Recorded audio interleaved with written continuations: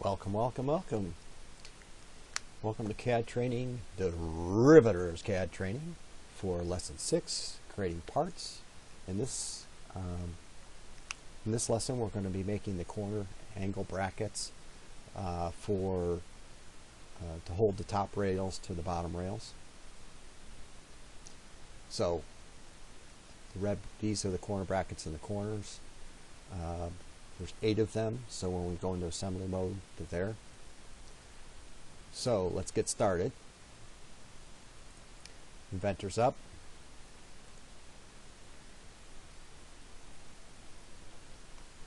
So create a new part, save as, your initials.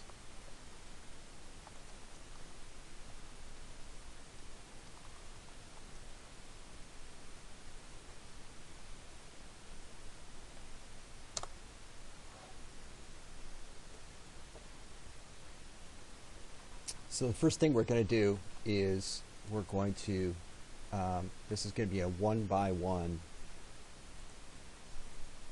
bracket. So we're looking down from the top.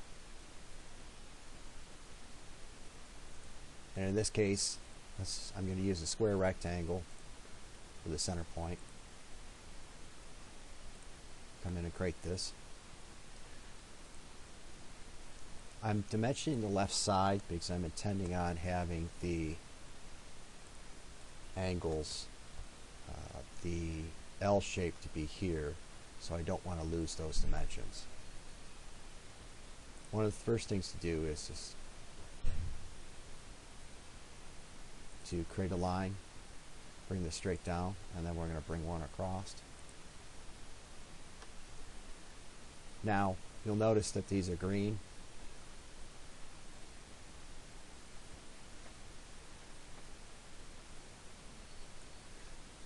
I'm going to come up and hit the split command.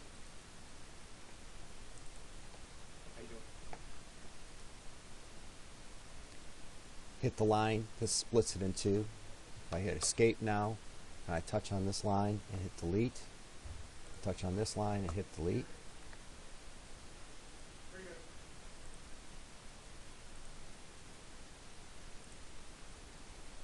Setting that to 1/2 inch. Coming in from the bottom, it needs to get a reference point. It doesn't know where the angle is, and it's saying that that is a over-constrained part. So now I'm going to come in and dimension this thickness, and it's 1/8 of an inch thick.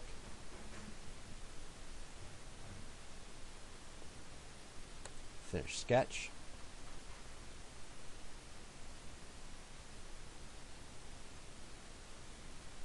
We're going to extrude this part. This case, I'm not going to necessarily do it symmetrical about the center because we're really truly coming from the bottom. So 4.09 inches. Extrude.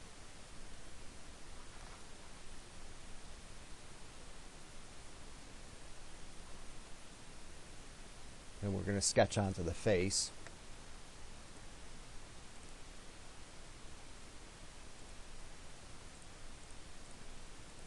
Create 3 circles. We're going to line them all vertically. You'll notice that the vertical is in this direction on the cube, so select vertical. I'm going to use the top one as the reference. Now remember when we created the tubes, the holes in the tubes, they were 1/2 inch. They were in the center of the tube. And remember when we created the one at the bottom, from the bottom to the center of the hole was 3/8. The tube was 2 inches high, and we were 3/8 down from the top. And so let's come in here. I'm going to type in 2 minus 3/8. You can actually do algebra inside the entry screen. Now I'm going to come in. On the side angles, it was 5/8 in to the edge of the hole. And the hole sizes we were using were for a 1024. Then let's use this hole to set the sizes of the other two holes. And that completes the sketch. So let's finish the sketch. And let's extrude this. So touch profile, touching each of the center of the circles. You'll see that the cylinder comes out. Change it to a cut, through all, and finish. Now we're going to take this exact same pattern and put it on the other side using this reference side to create the holes. We could go into hidden mode and pick up the holes from the other side and drive it in that direction. So create the 3 circles, align them again.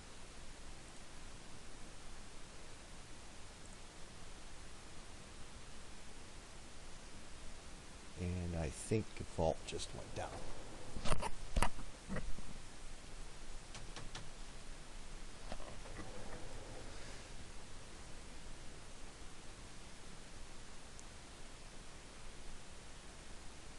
Touch on that circle.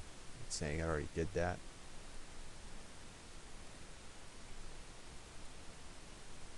Let's dimension from the top.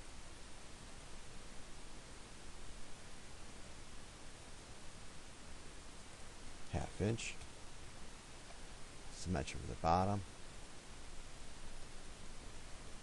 In this case, I like to dimension from each end, so if the angle gets higher, we decide to move the top rail, all of this geometry goes with it. I'm going to go to the center of the hole.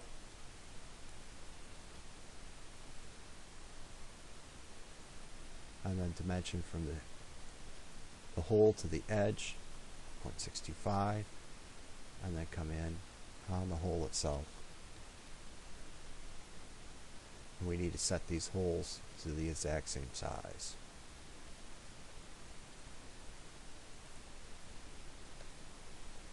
Extrude. Touch on the centers of each of the holes. Change it to a cut. Through all. Finish. Now, every single part, since we're keeping track of weight, we need to actually set this to aluminum 6061. There's our part. Congratulations. You've now completed lesson 6. Let's go in and save and check it in the vault. Next up, we will be taking all the components you've created over the past 6 lessons and creating an assembly with the actual frame.